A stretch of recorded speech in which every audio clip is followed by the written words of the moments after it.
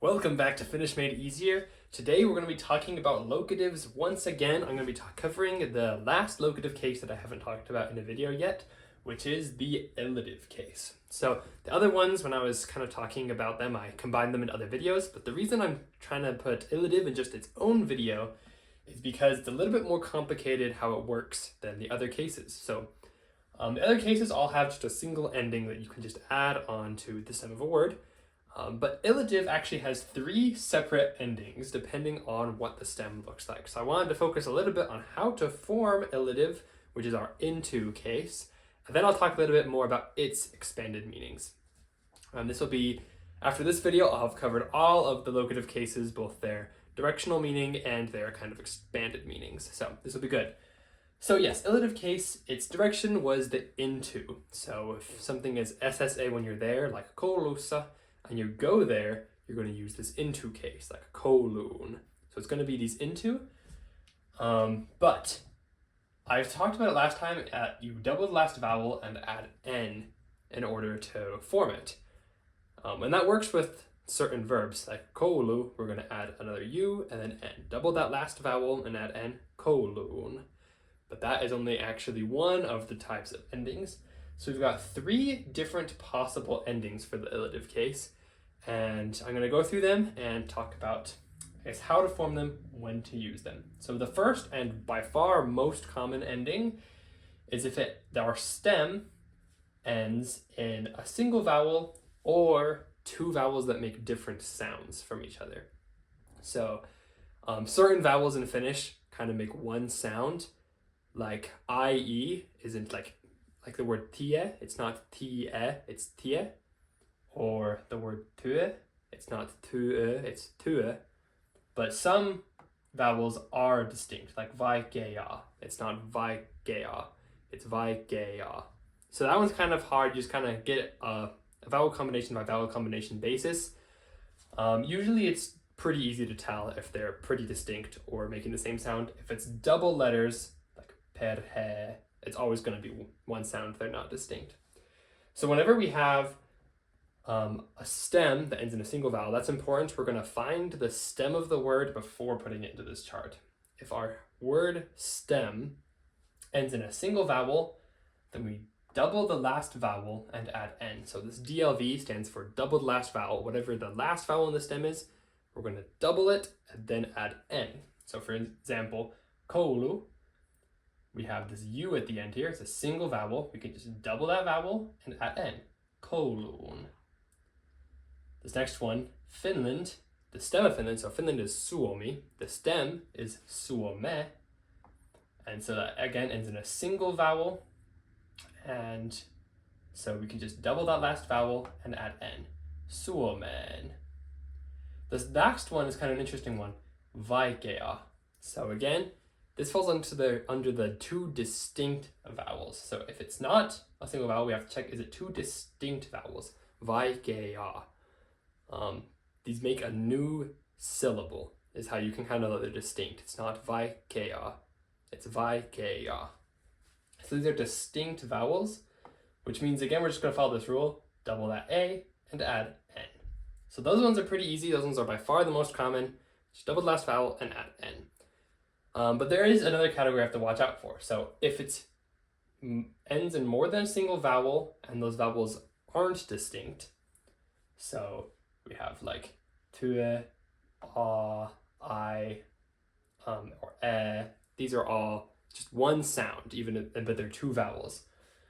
So if the stem is just one syllable and it ends in these two vowels, then we're going to add h and then the last vowel and then n.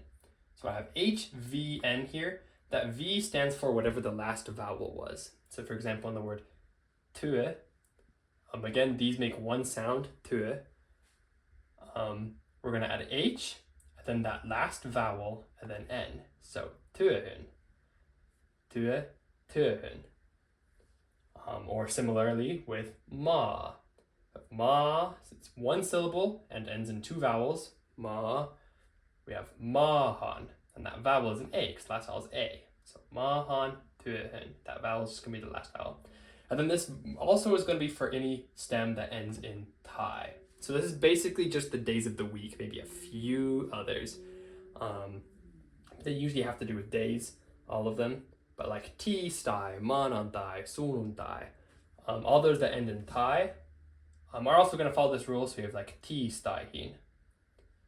Tiistaihin is like into Tuesday. If you ever want to use that. Those aren't super common that you'll need this, but again, notice that the vowel is the last vowel on there. So this one is for ones that are a single syllable and two vowels, or ones that are two vowels that make one sound that end in tai. Lastly, if it's not any of those, if it's more than one syllable and ends in two vowels and those vowels make one sound. So again, it's kind of hard to know all these rules, but I'll talk about how to kind of remember them in just a minute. Then we're going to add S-E-E-N.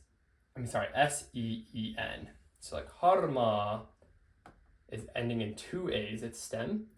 So since it ends in these two, the whole stem is more than one syllable. It does end in the two vowels, and the two vowels only make one sound. It's not like vaikea, it's just harma. So that in that case, we add sen. So harma sen. So with perhe, this is going to be basically for any word that ends in E originally. Since the stem, when a word ends in E, is that you add another E. All of them are going to fall into this rule. So like perhe, it's going to be perhe sen. And vapa, again, the stem has two A's. That's more than one syllable. Those A's only make one sound. So it's going to be vapa sen. So that's all the rules. It can kind of look complicated, but when you look at it in a certain way, it's not that bad. Most words are going to fall into this one. Almost all stems end in a single vowel. So if it ever ends in a single vowel, no, you're done right there. Just double it, add an N. And then again, if any of the vowels at the end are distinct, same as the first rule. This is the most important rule. You're like, okay, those last two vowels, they make different sounds. Again, that one. So you're only going to have to worry about these other two rules if the last two vowels, if the stem has two vowels at the end instead of just one, and those two vowels make one sound. That's called a diphthong when they make one sound. So either they're a double letter of the same letter, or it's a thing like ue or I. There's a few of those that make just one sound. And if that's the case, then you only really have to check, okay, well, is the word just one syllable or is it two syllables? So if you've already checked, it's not just ending in a single vowel, and those two vowels that it does end in aren't distinct. You just have to see, okay, well, is it one syllable or two syllables, the word? If it's one syllable, you're going to use the H vowel N, töhen, mahan. If it's more than one syllable, then you just add sen. Harma sen, perhe sen, vapa sen. And then the only exception to that is just the ones that end in tai, like the days of the week mostly, are going to also follow this rule. You can think of that as an exception if that makes it easier. Tiistaihin, manantaihin, those. So I honestly don't think it's that bad because you can just kind of go through the list. Is it one vowel? Are they distinct? Is it one syllable or two syllables? It's pretty easy to figure out. And again, mostly you'll use these ones. So with that being said, that is how you form them. Now I want to move over and talk about what this case is used for besides just into. So I'm going to switch up the board and we can talk about that. All right, I've changed it up a little bit. Now we can talk about how to use the locative case of illative, when to use it in its little broader aspect. And I will admit, with illative, it's a little bit harder to pin down exact patterns. It's mostly just used after a lot of different verbs. So I kind of separated some of the verbs it's commonly used after into some groups that will hopefully help you remember these words. But definitely this one is used a lot more sporadically, I think, compared to English. But there are some patterns that you'll see as you start to use it. So that being said, the first kind of pattern I see is when things have to do with either belonging or staying somewhere. So when you belong maybe to a group or you join into that group, something's included in something, or and with staying, when you stay somewhere or you leave something somewhere, all of these things are going to use illative. So for example, like I belong in the forest is kuulun metsään. So I belong in the forest, metsä, which is forest, has illative on it.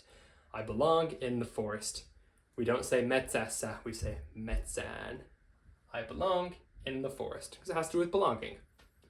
Or I stay home is jään kotiin.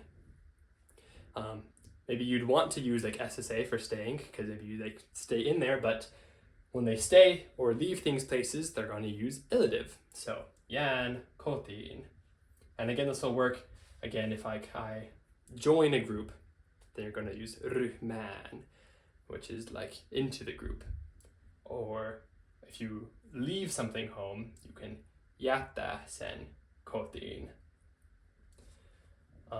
So yeah, with belonging or staying, it's usually going to use the illative case. For the next one, this one has to do with kind of abstract actions that you're doing with someone else. So I mentioned when I was talking about partitive that some of those abstract actions are going to use partitive, and if it doesn't use partitive, it's going to use illative. So like loving and hating, like if you say I love you, it's going to be partitive, or hating, it's going to be partitive. But a lot of them are also going to be illative. So for example, I trust you. It's a very abstract action between the two people.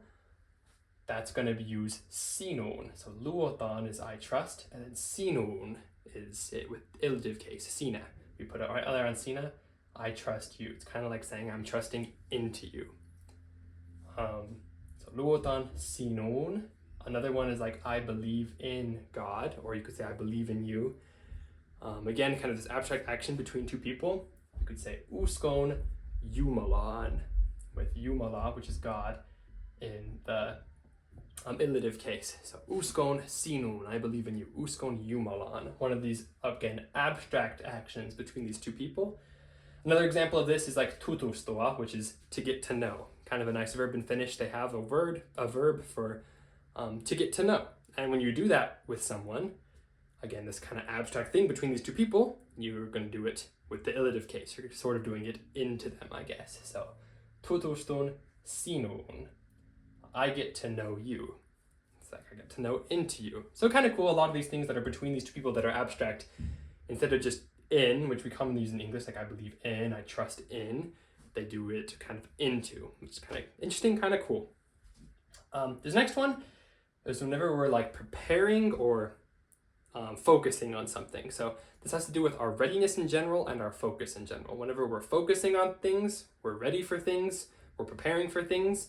All of these things that have to do with readiness and focus are usually also going to use illative. So like I'm ready for school is olen valmis kouluun. I'm ready for school. Koulu is going to have illative on it. Usually anything that follows valmis, which is ready, when you're ready for something, it's almost always going to use illative. This also is when you're preparing for something. If you want to prepare for school, you're also going to use kouluun.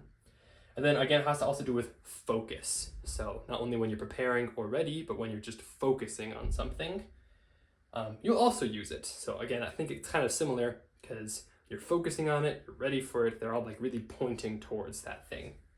So when you focus on it, you will also use it. So like, for example, the sentence, I focus on science, keskityn is I focus, and then tiede sen. You see this has that sen ending. Because science is tiede, its stem is tiede, and then we get keskityn, tiede sen. So I focus on science. So yep, those are kind of the main ones that I thought I could group together really well.